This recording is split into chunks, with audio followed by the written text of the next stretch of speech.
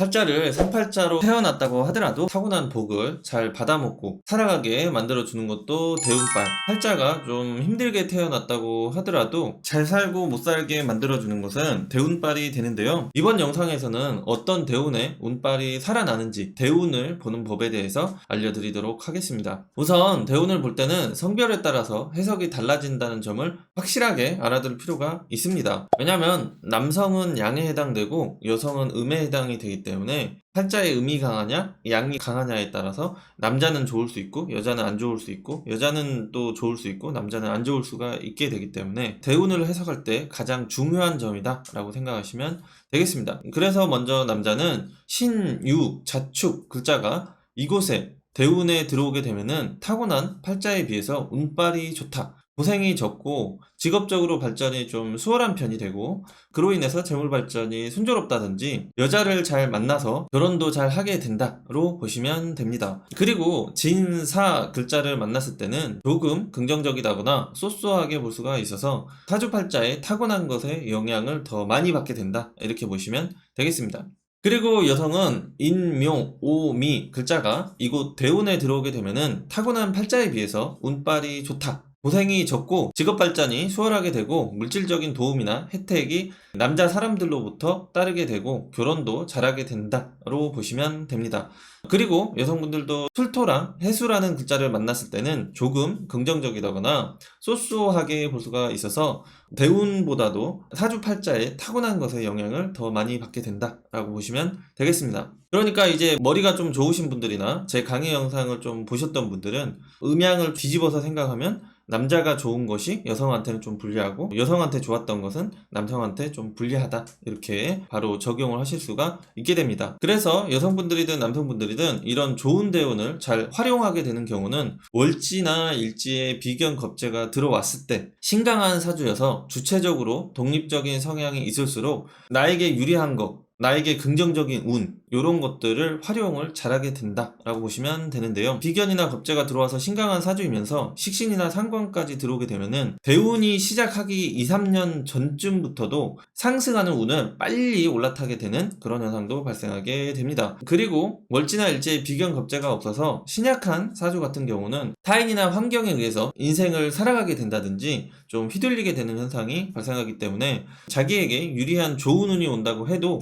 운이 시작되고 2, 3년 뒤에 변화나 상승운의 흐름을 올라타는 현상이 발생하게 됩니다. 비견 겁재가 없어서 신약하다고 하더라도 식신이나 상관이 있으면 좀 괜찮은데 식신이나 상관까지 없게 되면은 더욱더 기존 환경과 사람에서 탈출을 하지 못하게 되면서 1년에서 최대 6년까지 좋은 운이 왔다고 하더라도 올라타지를 못하고 늘어지는 현상이 발생되는 것도 흔하게 볼 수가 있습니다. 그리고 남녀 모두 유리한 글자가 10대 때 관성이나 인성으로 들어오게 되면은 공부를 편하게 할 수 있는 부모님의 지원이 따르게 된다던가 환경이 만들어지게 되면서 학업적인 발전이 유리해지게 되고 그로 인해서 인생 초반에 남들보다 일찍 사회적으로 고지에 도달하게 된다던가 유리한 지점에서 출발할 수 있는 기회가 주어지거나 발생하게 된다 이렇게 보시면 됩니다. 그리고 20대 때 관성과 인성운을 만나게 되면 노력에 비해서 좋은 회사나 고위 공무원 등 취업 취직이 잘 된다던가 윗사람이나 환경의 도움으로 인해서 직업 발전, 취업이 된다 또는 낙하산이나 인맥발로 취업 취직이 잘 되는 현상도 발생하게 봅니다. 물론 사주에 관성과 인성이 전혀 없다거나 약한 경우에는 들어갔다가도 이직이나 직업 변동이 쉽게 발생될 수가 있고 사주팔자에 남자는 인, 묘, 오, 미 글자가 많고 여자는 자축, 신유 글자가 많게 되면은 타고난 팔자 자체가 꽁으로 쉽게 풀려가는 팔자가 아니기 때문에 대운빨로만 쉽게 풀려가지는 않을 수 있다고 보시면 되는데요. 그래도 대운빨이 좋은 시기로 보기 때문에 이 시기에 열심히 살게 되면은 다른 때보다 환경적인 방해, 사람으로 인한 피해 이런 것들이 들따르게 되고 한 번씩은 귀인 현상도 발생하게 되기 때문에 타고난 것보다 분명 더 잘 풀릴 수 있다는 자신감을 가지시고 힘을 내고 열심히 살아가셔야 되는 그런 시기라고 보시면 됩니다. 근데 이 열심히 살아가는 게 나를 위해서 열심히 살아가야지 타인이나 배우자의 발전을 밀어주다가 운이 끝나버리게 되면은 아무것도 안 남는 그런 현상이 발생될 수도 있기 때문에 타고난 팔자 자체에 꽁으로 먹는 게 힘든 사주 같은 경우는 좋은 운이 왔을 때 그때 나를 위해서 뭐든지 좀 많이 받아쟁이고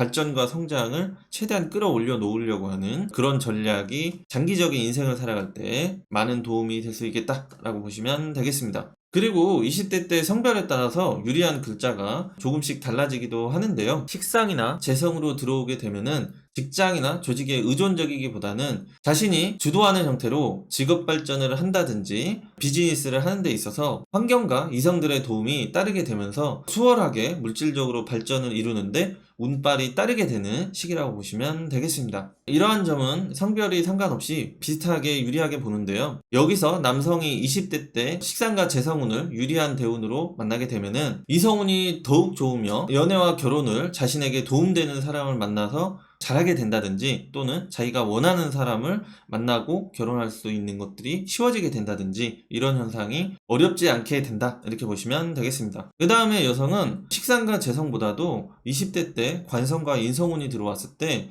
이성과 애인으로 인해서 혼란스러움, 고생스러움이 덜 따르게 되면서 순조롭게 연애를 할 수 있다던가 결혼까지 잘 이어지게 된다라고 보시면 되는데요. 여성분들도 상관과 비거분만 아니면 남자로 인해서 고생하는 20대 때가 잘 되지 않는다고 보셔도 되겠습니다. 물론 연애와 결혼도 타고난 사주팔자에 남자도 여자도 불리한 글자들이 잔뜩 들어와 있고 십성 구조도 좀 좋지 않게 되면은 대운빨로만 베스트 상대나 확실하게 만족스러운 애인이나 배우자를 만난다고 보기만은 어렵기도 합니다. 그리고 건강적인 측면을 볼 때는 사주에 이런 식으로 금행과 수행이 많은 사주라면 목행과 화행이 들어올 때 육체적인 정신적인 건강이 유리해지는 시기로 볼 수가 있어서 건강이나 정신적으로 힘드신 분들은 없는 오행이 들어왔을 때 컨디션이 좋아지면서 직업 발전과 인간관계가 좋아지는 시기로 볼 수가 있습니다. 사주팔자가 누구나 다 한 가지 방향, 한 가지 일로서 성공할 수 있는 무기, 재능들을 다 가지고 있는 경우가 되게 많은데요. 근데 오행이 편중되어 있으면 육체적인 건강이 좀 불리해진다든지 정신적이거나 마음적으로 건강이 불리하다든지 이럴 수가 있게 되고 그로 인해서 직업 발전과 인간관계가 방해가 되거든요. 그래서 좋은 운이 온다고 해도 정신 건강과 육체 건강이 따라주지 않으면 잘 못 활용할 수가 있기 때문에 이런 점을 평상시에 꾸준히 준비를 하시는 게 중요하고요.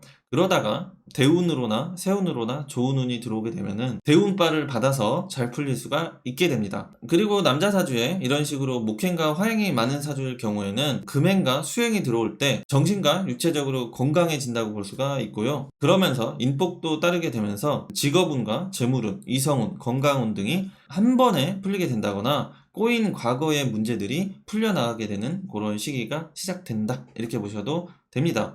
여성분들은 사주에 이런 식으로 금행과 수행이 많은 사주일 경우 목행과 화행이 들어올 때 마음이나 정신적인 부분과 육체적인 건강이 좋아지면서 인복이 따르게 되며 직업운, 재물운, 이성운, 건강운 등이 한 번에 풀려나가게 된다거나 꼬인 과거의 문제들이 역시 풀려나가게 되는 좋은 시기라고 보시면 되겠습니다.